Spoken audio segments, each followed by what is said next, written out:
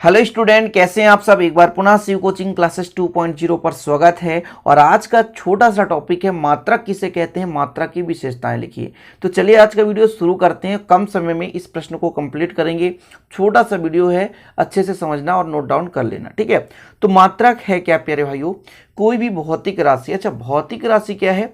तो एक प्रकार की राशि जिसका मापन यथार्थतापूर्वक कर सकते हैं, उसे हम कहते हैं भौतिक राशि।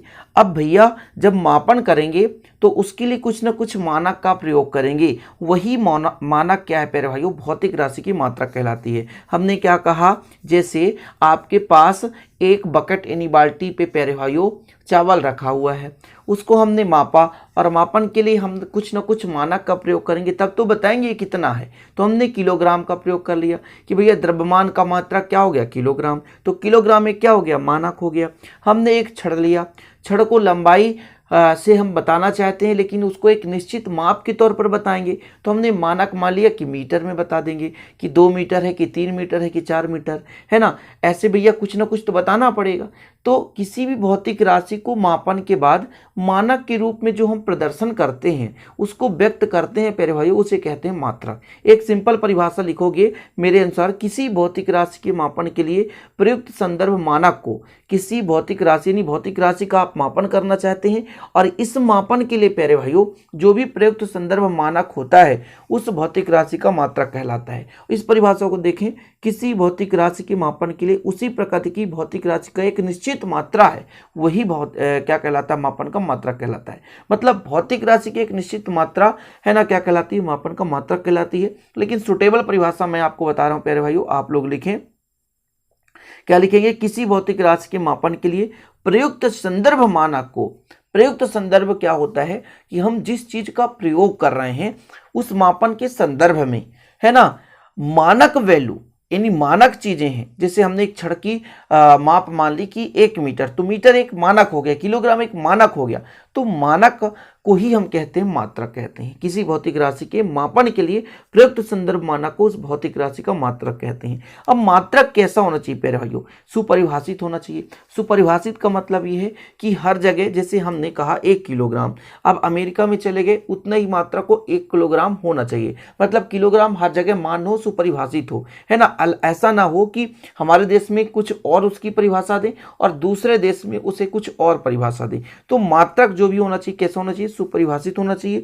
उचित आकार होना चाहिए, अर्थात आकार ना तो बहुत बड़ा हो और ना ही बहुत छोटा हो।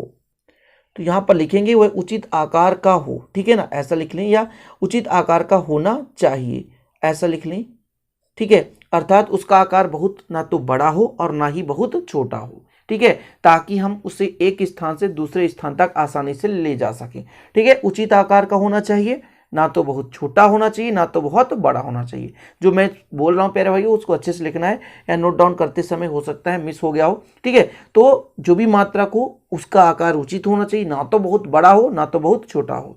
अगला पॉइंट है समय और स्थान के साथ परिवर्तन ना हो। स्थान के साथ परिवर्तन ना हो। हमने बताया ना कि हम दो देशों के बीच में जैसे किसी वस्तु का आदान प्रदान कर रहे हैं, लेन देन कर रहे हैं प्यारे भाइयों, तो कहीं 1 मीटर हमने जैसे कपड़ा मंगाया तो 1 मीटर की जगह दूसरे देश में 2 मीटर ना दे दें, तो उसका जो मतलब मान है वो समय के साथ ना बदले और ना स्थान के साथ बदले, ठीक है ना। नहीं तो पता चले कि हमने मान लीजिए इस राड को मान लिया 1 मीटर है, ठीक है, और ये प्यारे भैया गर्मी में आए इसकी लंबाई बढ़ गई, तो बढ़नी भी नहीं चाहिए, परिवर्तन ना हो, ठीक है। सर्वमान्य हो, हर देश में मान हो, हर जगह उसका प्रचलन हो, ठीक है। सभी स्थानों पर आसानी से पुनर्उत्पादित करने में योग्य हो। मतलब प्यारे भाइयों कहीं भी उसे हम उत्पन्न कर सके, बना सके, ठीक है। भौतिक कारकों जैसे ताप दाब आदि से अप्रभावित रहे, मतलब भौतिक कारक उसे प्रभावित ना कर सके, ठीक है। तो मात्रक की विशेषताएं फटाफट तैयार करें। मात्रक कैसा होना चाहिए? सुपरिभाषित होना चाहिए। आकार ना तो बहुत बड़ा होना चाहिए ना तो बहुत छोटा होना चाहिए, आकार उचित होना चाहिए। वह सर्वमान्य हो प्यारे भाइयों, हर जगह क्या होना चाहिए? मान होना चाहिए।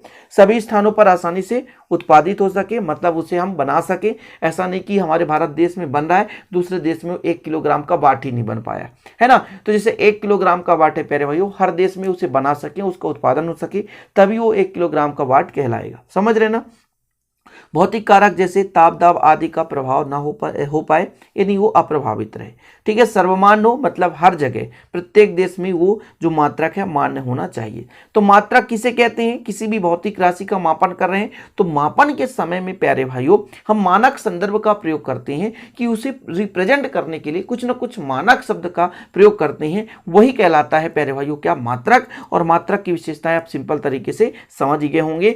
सुपरिभाषित हो, आकार बहुत छोटा होना चाहिए, ना तो बहुत बड़ा होना चाहिए, उचित होना चाहिए, समय और स्थान के साथ परिवर्तन ना हो, ताप दाब आदि से प्रभावित ना करे, सर्वमान्य हो और सभी जगह आसानी से हो, है ना, पुनर्उत्पादित हो सके। तो इस प्रकार से आज का छोटा सा क्वेश्चन कंप्लीट। आशा और उम्मीद करता हूं कि ये वीडियो पसंद आएगी। पसंद आए तो लाइक करें, दोस्तों के साथ शेयर करें। इसी प्रकार के वीडियो के साथ मिलते हैं हम प्यारे भाइयों, तब तक के लिए जय हिंद, वंदे मातरम।